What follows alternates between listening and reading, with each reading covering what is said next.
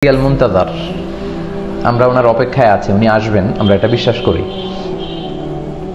কিন্তু ইদানিংকালে খুব বেশি শোনা যায় যে ইমাম মাহাদি হয়তো এ সালেই চলে আসবে বা 19 সালে আসবে, কেউ বলছে 2025-এর মধ্যে আসবে, কেউ বলছেন যে কিয়ামত চলেই আসলো। এ জাতীয় যে কথাগুলো বলা হয় এগুলোর আসলে কোনো ভিত্তি নেই, কারণ কিয়ামত কখন হবে লা ইয়ালামুহা ইল্লাল্লাহ, আল্লাহ ছাড়া কেউ জানে না। সো যারা এগুলো বলে এগুলো তাদের ব্যক্তিগত অবজারভেশন, ব্যক্তিগত কথা। আমরা জানি না ইমাম মাহদি কবে আসবে, তবে হ্যাঁ, কিয়ামতের যে ছোট ছোট আলামত আছে, the minor signs of the day of judgement, কিয়ামতের ছোট্ট আলামতগুলো, এই আলামতগুলোর বেশিরভাগই কিন্তু প্রকাশিত হয়েছে। তো এই জন্য অনেকেই ভাবছেন যে ইমাম মাহাদির আগমন হয়তো কাছাকাছি। হ্যাঁ, সেটা হতে পারে, সেটা হতে পারে, কিন্তু 18 সালেই আসবে, 19 সালেই আসবে, 25 সালেই আসবে, এমনটি বলা আসলে ঠিক না, কারণ এগুলো আল্লাহ ছাড়া কেউ জানে না। সবচেয়ে দুঃখজনক হচ্ছে অনেক ইয়াংদের মধ্যে আমি এই ফ্রাস্ট্রেশনে এর ব্যাপারটা দেখি, বলে যে হুজুর ইমাম মাহাদি তো চলে আসবে, 25 সালের মধ্যে আসতেছে, কিয়ামত তো হয়ে যাবে। তো এই কথাগুলো যারা বলেন, এই কথাগুলো কিন্তু যুবকদেরকে অনেককে কর্মবিমুখ করে ফেলছে। মানে অনেকে বলছে যে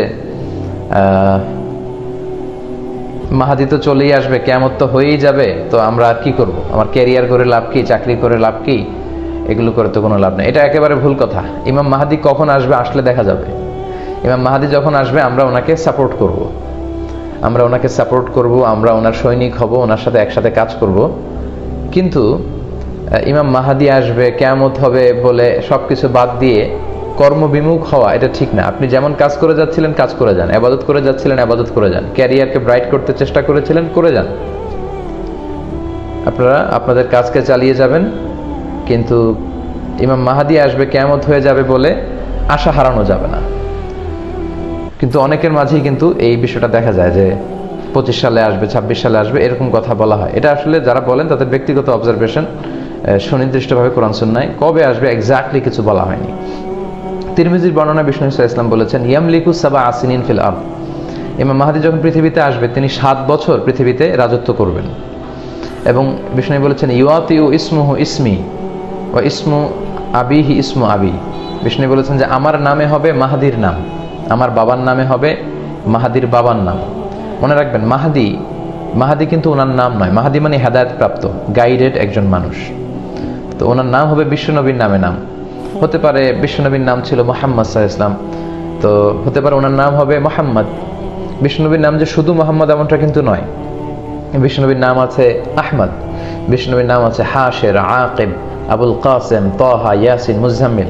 তো কোন নাম নিয়ে যে উনি আসবে এটা আমরা জানি না, তবে বিষ্ণু বলেছেন আমার নামে হবে ইমাম মাহাদির নাম। বিষ্ণুবীর কোনো একটা নাম হয়তো ইমাম মাহাদির থাকবে। বিষ্ণু সাল্লাল্লাহু আলাইহি ওয়াসাল্লাম এটাও বলেছেন, আজরাল জাবহা ওয়া আকনাল আনফ, ইমাম মাহাদির ললাটটা হবে প্রশস্ত, প্রশস্ত ললাট হবে ইমাম মাহাদির, এবং আকনাল আনফ, টল নোজ হবে, প্রমিনেন্ট নোজ, খুব উঁচু নাক হবে ইমাম মাহাদির, প্রশস্ত ললাট, উঁচু নাক। আল মাহদি মিন ইতরাতি, আবু দাউদের আরেক বর্ণনা বিষ্ণু বললেন ইমাম মাহাদি আমার বংশের হবে, হাশমি খানদানের হবে, কোরাইশি হবে, মিন ভুলদি ফাতেমা, ফাতেমা রাদিয়াল্লাহু তাআলা আনহার যে বংশের ধারাক্রম, উনার বংশে আসবে ইমাম মাহাদি। ইয়াখরুজু মিন নাহিয়াতিল মাশরিক, উনি প্রাচ্য থেকে আসবেন, উনি পাশ্চাত্য থেকে আসবেন না।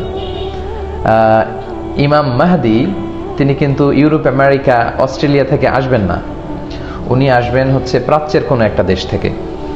ইয়ামলাউল আরদা কিসতান ওয়া আদলা, আবু দাউদের আরেক বর্ণনায় বলা হয়েছে যে তিনি পৃথিবীতে যখন আসবেন তখন 7 বছরের শাসনামলে উনি পৃথিবীকে ন্যায়, নীতি, সাম্য, ভ্রাতৃত্ব, ইনসাফ আর জাস্টিস দিয়ে পরিপূর্ণ করবেন। অবশ্য কোনো কোনো বর্ণনায় পাওয়া যায় উনি 8 বছর থাকবেন, কোনো বর্ণনায় পাওয়া যায় 9 বছর থাকবেন, তবে 7 বছর যে থাকবেন এই মতামতটা বেশি শক্তিশালী। তবে ইমাম মাহাদি চলে এসেছেন, চলে আসবেন 2 বছর পরে, কিয়ামত হয়ে যাবে, এ নিয়ে হতাশ হওয়ার কোনো কারণ নেই। কারণ এই কথাগুলো অনেক যুবকদেরকে কিন্তু হতাশ করে দিচ্ছে, তারা কর্মবিমুখ হয়ে যাচ্ছে। বরং এমনটা না করে আপনাদের যে এনথিউসিজম, আপনাদের কর্মস্পৃহা, উম্মাকে সামনের দিকে এগিয়ে নিয়ে যাওয়ার জন্য আপনাদের যে কর্মতৎপরতা, আপনাদের প্রাণঢালা উচ্ছ্বাস, জীবন শক্তি, এগুলোকে কাজে লাগাতে হবে। ইমাম মাহাদি যখন আসবে তখন আমরা দেখব, তখন আমরাই সবাই কথা বলবো ইমাম মাহাদির ব্যাপারে এবং ওনাকে আমরা সাপোর্ট করবো ইনশাআল্লাহ। আশা করি প্রিয় ভাই উত্তর পেয়েছেন। একজন ভাই প্রশ্ন করেছেন যে দাদার আগে বাবা মারা গেলে নাতিরা দাদার সম্পদের মালিক হবে কিনা, এরকম ঘটনা কিন্তু অনেক সময় ঘটে থাকে। দাদার আগে মারা গিয়েছে বাবা, ছোট ছোট নাতি নাতনি আছে, তারা সম্পদ পাবে কিনা। আচ্ছা, শরিয়া পার্সপেক্টিভ থেকে কথা হচ্ছে না, দাদার আগে বাবা মারা গেলে নাতি নাতনিরা সম্পদ পাবে না। কেন পাবে না? কারণ দাদার কাছ থেকে তো বাবা পাবে, নাতি পাবে না। নাতি তো সেকেন্ড স্টেজে, ফার্স্ট স্টেজ এখানে আপনাকে কনসিডার করতে হবে। মানে দাদার কাছ থেকে পাবে বাবা, চাচা, ওনারা, কিন্তু নাতিরা পাবে না। কিন্তু কখনো এরকম হতে পারে যে দাদার আগে বাবা মারা গিয়েছে, এখন যে নাতিরা আছে তারা খুবই অসহায়, ইয়াতীম, টাকা পয়সা নেই। তো তখন দাদা যেটা করতে পারে, দাদা ওয়াসিয়াত করতে পারে, ওয়াসিয়া যেটাকে উইল বলে। 1/3, 1/3 সর্বোচ্চ, বা তার কম, কিন্তু তার বেশি করা যাবে না, ওয়াসিয়াত করা যায়। সেক্ষেত্রে যারা ওয়ারাসা বাই ডিফল্ট উত্তরাধিকার সম্পদের মালিক হবে, তাদের ব্যাপারে ওয়াসিয়াত করা যায় না, বরং যারা ওয়ারাসা নয় তাদের ব্যাপারে ওয়াসিয়াত করা যাবে।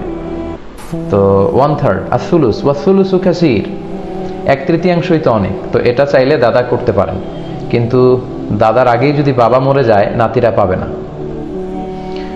তবে হ্যাঁ, নাতিরা আসবা হিসেবে পেতে পারে যদি চাচা না থাকে, মানে ওই দাদার মাত্র একটাই সন্তান ছিল, সে মারা যাওয়ার পরে শুধু নাতিরা আছে, তখন নাতিরা পাবে। কিন্তু যদি চাচা থাকে তাদের, তাহলে নাতি নাতনিরা সম্পদ পাবে না। তো সেক্ষেত্রে অনেকে বলে ইসলামের তো এটা ইনসাফপূর্ণ বিধান হচ্ছে না। তো সেক্ষেত্রে ইসলাম ইনসাফের যে রাস্তাটা খোলা রেখেছে সেটা হচ্ছে ওয়াসিয়াত করা যেতে পারে 1/3। দাদা চাইলে নাতি নাতনিকে সর্বোচ্চ 1/3